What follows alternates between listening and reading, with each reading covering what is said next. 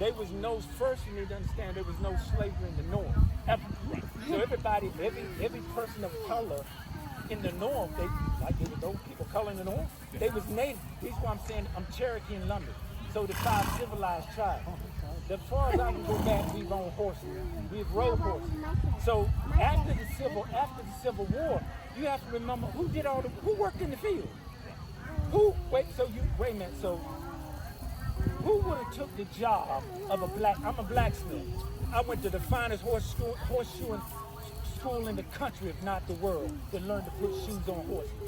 Who was the blacksmith? There you go. So, soon as the war is over with, there are 5 million cows out west. Where you think racing came from? It was because on the weekend, folk got together and we entertained on the weekend because we're a spirited, lively people. But after that, we went west and we became the cowboys. But who was a better rider than the people over here?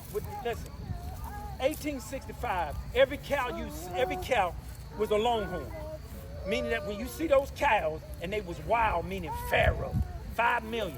So what you got to do is brand that cow. So the law says that if you brand that cow, it's your cow. Who you think went out and took that job, bro? Who you think they was horses that you had to catch and buck him out and get on him? You remember they was stealing now. So you got to go out there and these 5 million cows. First get rid of the natives. Wait a minute. Well, maybe these 5 million cows belong to the natives. Maybe the buffaloes that was roaming, they said at one point there were 30,000 or 60,000 in a herd. But a buffalo go where he want to go and stay where he want to go, and you can't domesticate him unless you got. I own one. He stayed for where he wanted to, only because he wanted to stay with me, and I was lovable. But what I'm saying was, after the Civil War, who do you think went west, slept outside?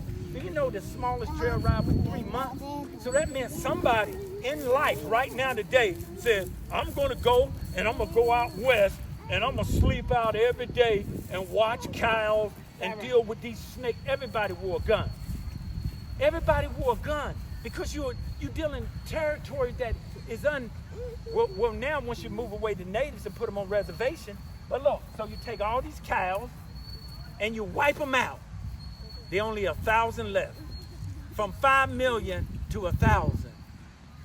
And what they do, they take it and name it the Texas Longhorn and give it to families that breed it back from extinction. So every cow now is a butler. There's a name to every Longhorn because they bred it back from extinction. So when I was a kid, we always said Tatanka, buffalo. That's all we knew. No, that don't exist. It's American bison. But how can you go look at the pictures? Trees, the tallest that tree's skull, put snipers on trains and wipe them out to 1,000.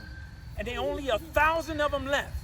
And you name it the American bison and bring it back from extinction. The wild horses are roaming on 10 states right now. They reducing every herd to 22 because they want to dig for gold or whatever else. So, and it's a mutt. So the Mustangs are considered mutts. That's what they consider. Who want a mutt? Because it's a native horse. It's not American quarter horse, but American quarter horse, listen, I just told you 865, I got a herd of horses that started back from the beginning of the time, as far as they could trace back. The American quarter horse didn't even come into existence until the 1960-something. But you created a horse, and once you created this horse from the Mustang, this is what every cowboy's dream. Every Western you watch, every cowboy wanted that stallion to start his own herd. That's all.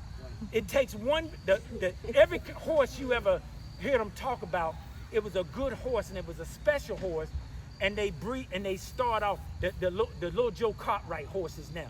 There's so many horses in breed, they took one horse, and that horse was so good, they started a breed or a bloodline from that horse. But that was every cowboy's dream, to own a wild horse.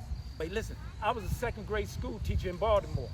I would take my horses, so this is what I would do.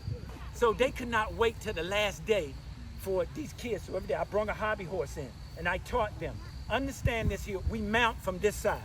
This is the side we mount from. And the reason why I mount from this side is, you remember, I grew up under the king's language and the king's way of thinking.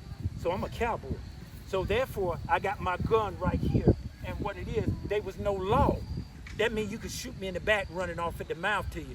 So therefore, I'm looking at you with my hand on my gun. And when I mount like this here, so anytime you war, every time you see a cowboy with a gun right here, you know that's pre-Civil War.